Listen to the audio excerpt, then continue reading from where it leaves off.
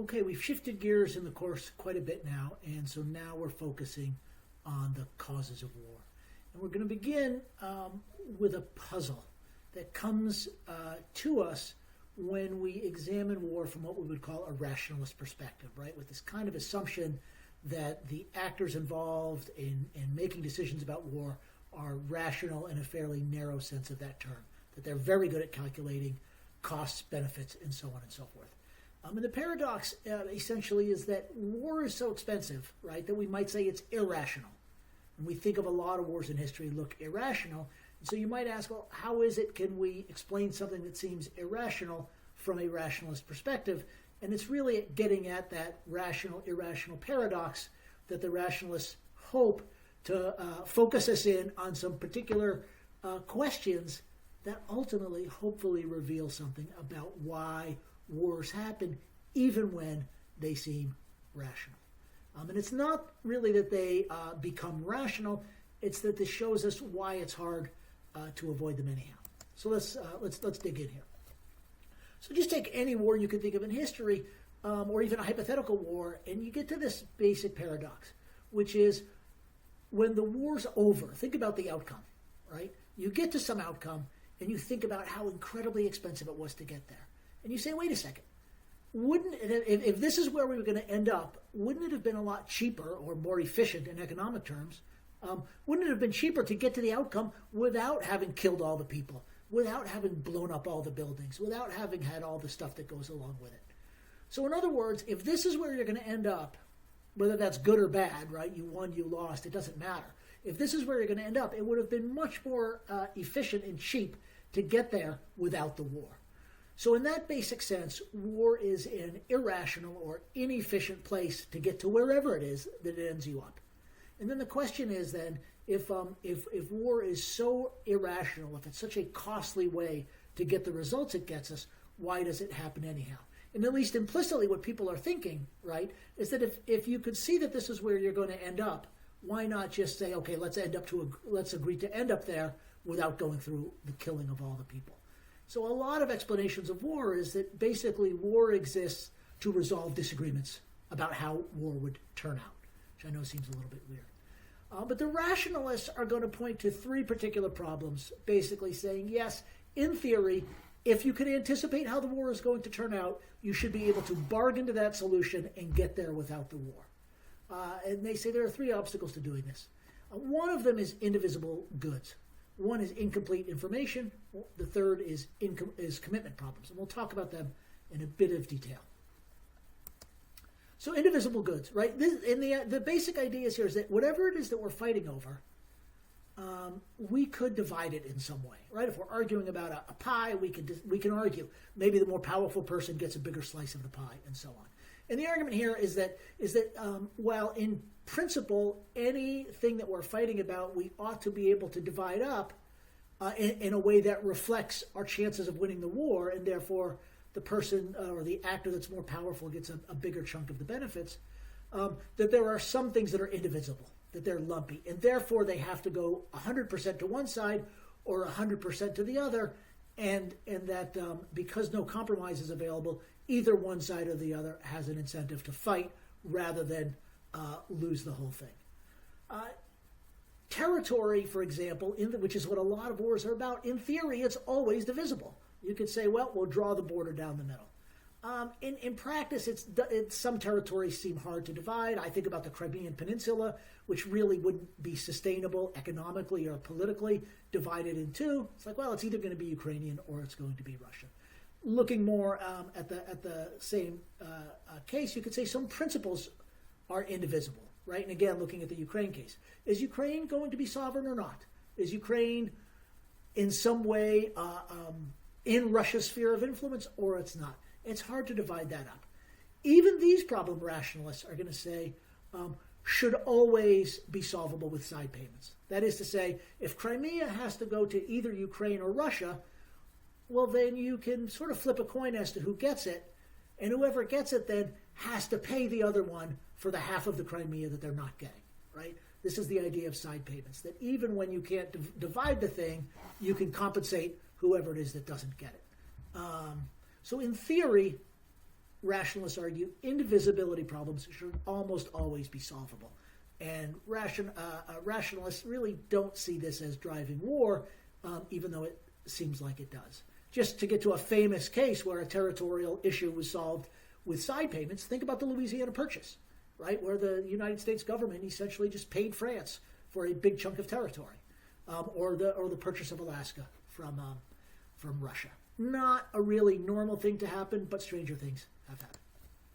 A second problem is incomplete information, and this is really where a ton of the research goes, which is the argument is you don't know who in advance who will win a war. And as I said, sometimes war is seen as being fought in order to resolve a disagreement. But the rationalists are going to say, even if you don't know who's going to win a war, you ought to have a pretty good idea of what the chances look like, right? Just like we have point spreads and odds on football games, you can do the same thing on wars, and you want to have a pretty good idea, actually, of how things are turned out, or the odds can be calculated into, again, deciding what the resolution should be without having to go through the incredible cost of fighting the war, right?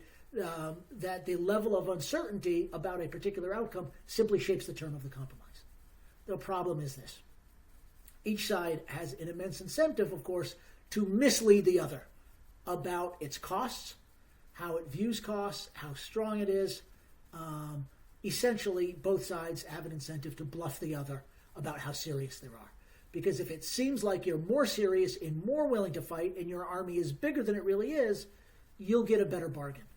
And so because both sides have an incentive to misrepresent their interests, it might often be difficult to actually arrive at the kind of bargain you would if both sides had a much clearer idea of what's going on.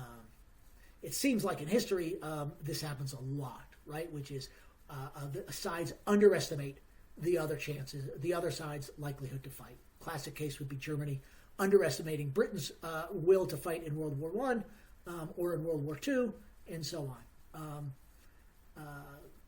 Because they knew that the British had an incentive to bluff. So they discounted what the British said, which is, yeah, if you do this, we'll do that, and off you went. So this is a real problem. The last problem rationalists point to is that these compromises, whatever compromise you think to resolve this conflict, involve promises or commitments about future behavior, right? If you make a concession in terms of territory, we promise we won't use that territory to invade you in the future. And the question is, well, how do you guarantee those commitments? How do you guarantee those promises? And the only way you can do that is with more promises. And so it's not simply that actors might lie, which of course they might because they have every incentive to lie. But even if they're absolutely sincere now, conditions might change in the future so that it's no longer rational for them to fulfill the bargain that they said they were going to fulfill. So a classic case of this, again involving Ukraine and Russia, is that Ukraine surrendered the nuclear weapons it had inherited from the Soviet Union back in the mid-90s. And the real fundamental agreement was in 1994.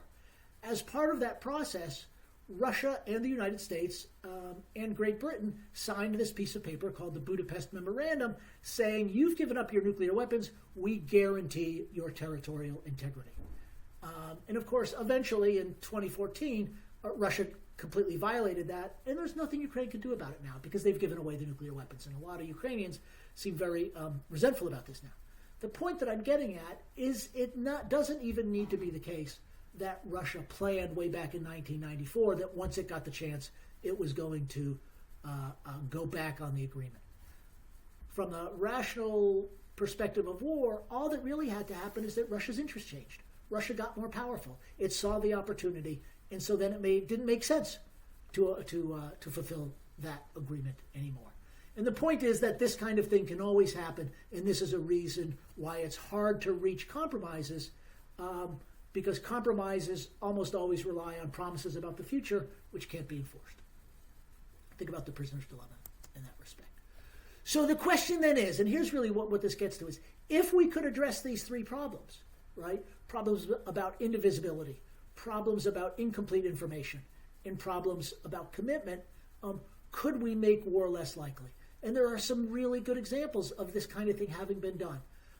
Arms control measures during the Cold War contained measures to actually make it easier to use satellites to see what the other is doing. In other words, to reduce information problems and reduce the likelihood that we misunderstand who was bluffing and who wasn't. There are also clever ways of dividing contested territory, some of which were used to resolve the wars in the 1990s over the split up of Yugoslavia.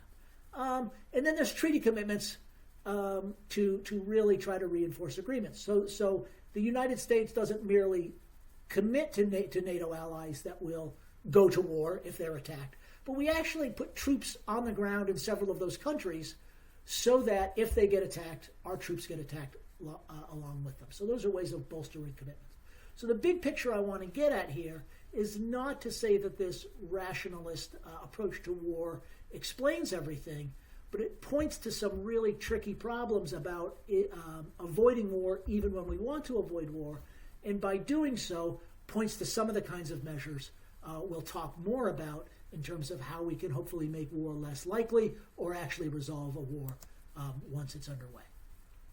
Now, there's a big critique, of course, which is war doesn't seem to be so rational. Sometimes, in fact, war doesn't even seem to be a cost, right? It seems to be a benefit to political leaders because they get reelected or they get more support, or revolution is people get distracted from throwing a revolution because they're waging war. So for example, could we imagine what would have happened if Kaiser Wilhelm or any of the other leaders at the time of World War I had said, you know what, let's skip World War I because it's going to be really costly, and let's just give away a bunch of territory so that we can get to the result without having had the war. He probably would have been ejected from his office fairly quickly. And so then I would stress that the point of this rationalist approach to war is not really to describe war as it really happens, but to abstract from it and point to some of these paradoxes, because when we look at these paradoxes, we might get some ideas about how to solve some real-world problems, even if leaders are not as rational as the model assumes.